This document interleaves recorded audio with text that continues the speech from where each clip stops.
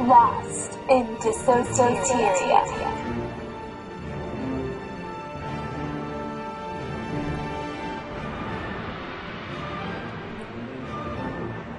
It was another typical day for Malaysia Air Flight 2100 from Mauritius to Perth. This was a common route that stewardess Amanai Manuchu was used to working.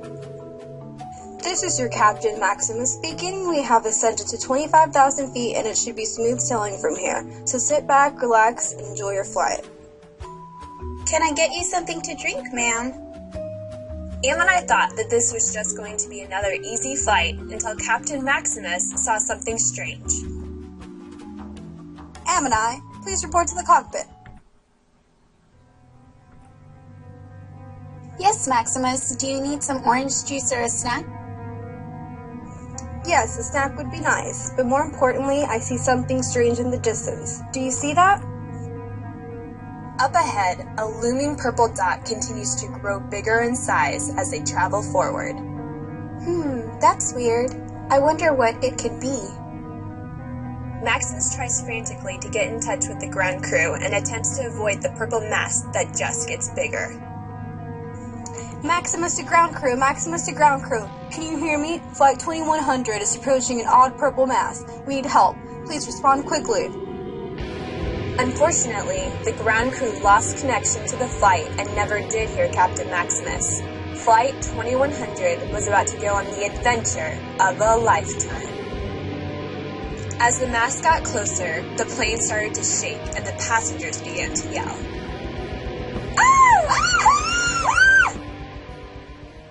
Then, all of a sudden, the purple light closed over the plane. The shaking continued for 5 minutes straight before the plane instantly evened out. Fog loomed ahead as Maximus struggled to see out the window. This is your Captain Maximus speaking again. I do apologize for the turbulence, but it seems as though we are fine. Please remain in your seats with your buckle fastened until I give further notice. Passengers began crying sighs of relief in the background. Amanai continued serving customers their drinks and reassuring Luna, one of the more frantic passengers on the flight. Are you sure everything is okay? I hate flying. I know I shouldn't have flown today. Yes, everything is fine. We just hit some slight turbulence. Flight 2100 continued flying for an hour before the fog finally lifted. Suddenly, Maximus could see clearly out the window, but what he saw was rather disturbing. An island in the distance. Do you see that island? I have never seen that before, and I still can't get into contact with the ground crew. I'm scared. We're going to make an emergency landing. We need to make contact with ground control before we resume our flight to Perth. Okay, Captain Maximus. The plane safely landed on the strange island with no mishaps. Maximus decided to go explore the island and see what dangers may be ahead. Amanai, you stay here. You are a woman and will not be useful if there is any danger that lurks ahead. Keep on the plane and make sure everyone is calm. I will go ahead and be back later. Amanai was annoyed that Maximus didn't think she could help explore the island simply because she was a woman. She was used to always being looked down upon because of her gender. Amanai was a skilled fighter and very familiar with surviving the outdoors because her father was a commander in the army and was determined to teach his daughter all that he had learned. Amanai decided to follow Maximus without his knowledge. After miles of walking, Maximus heard something in the bushes. What could that noise be? Maybe another human who can help us. Ah!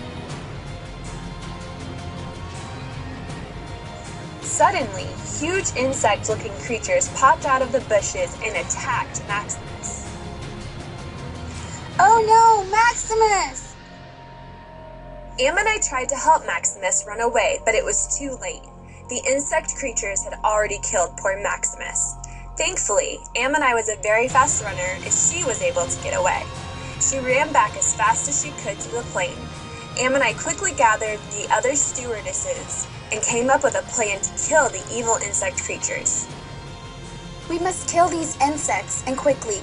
The passengers must not know what kind of danger they are in, or a panic will ensue. I have a plan to kill them. Let's hope it works.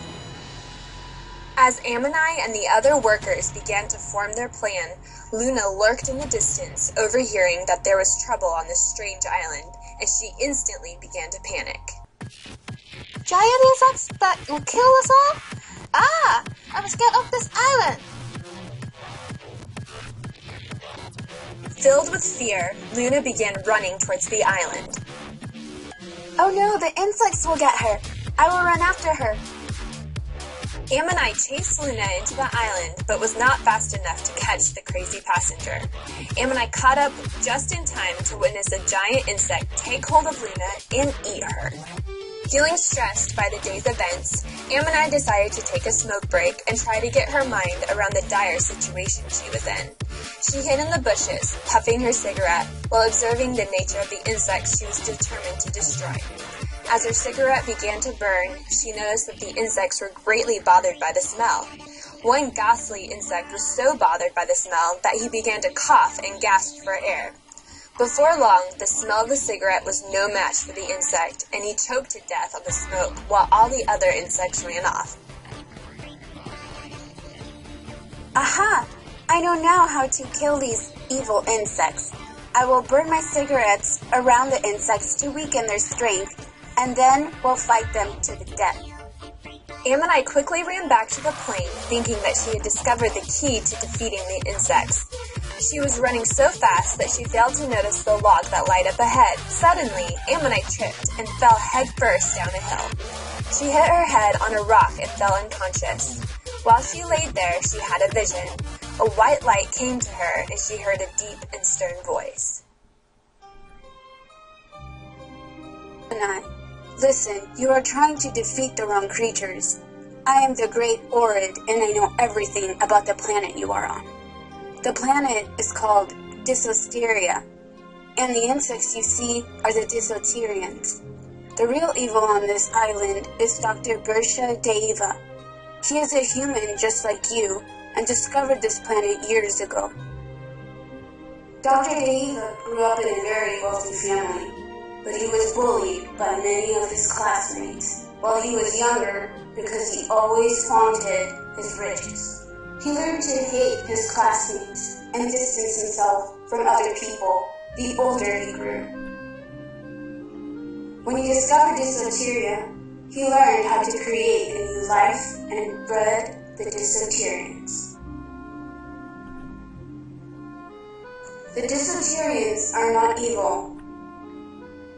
Dr. Deiva uses a machine that he invented to control the Dissoterians so that they will kill the humans that he has trapped here.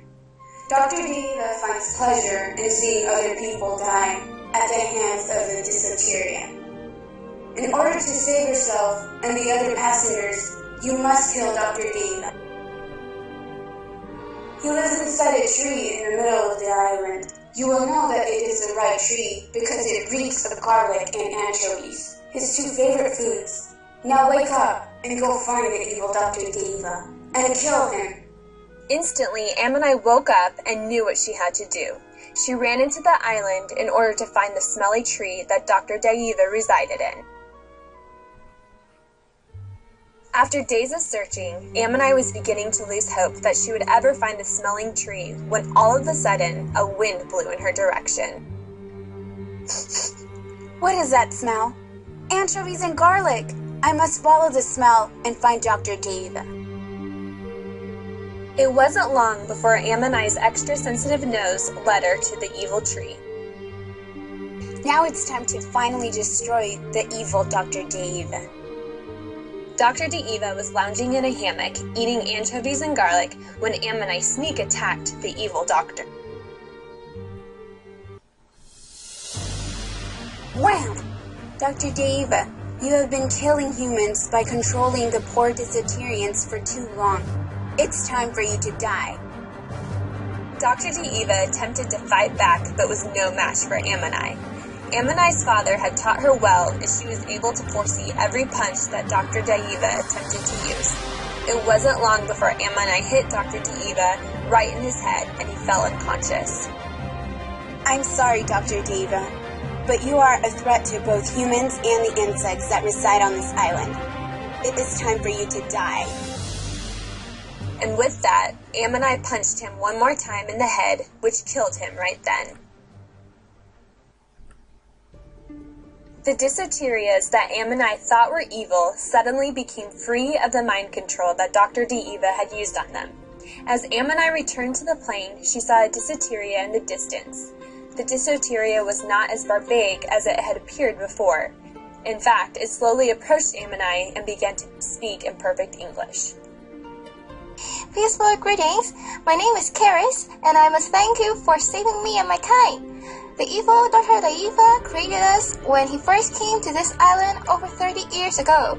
We are a peaceful species, but Dr. Daiva used mind control on us and forced us to kill the humans that came into this island. We are very smart creatures and want to help you and your crew find your way back home. Together, we know that we can find a way. The only request that we have is that you quit smoking. Smoke will kill us instantly, and besides, it's a bad habit for you humans anyway. Ammonai knew what she had to do. She smiled and felt a wave of relief wash over her as she buried the last carton of cigarettes she would ever own. Soon, she would be home. The end.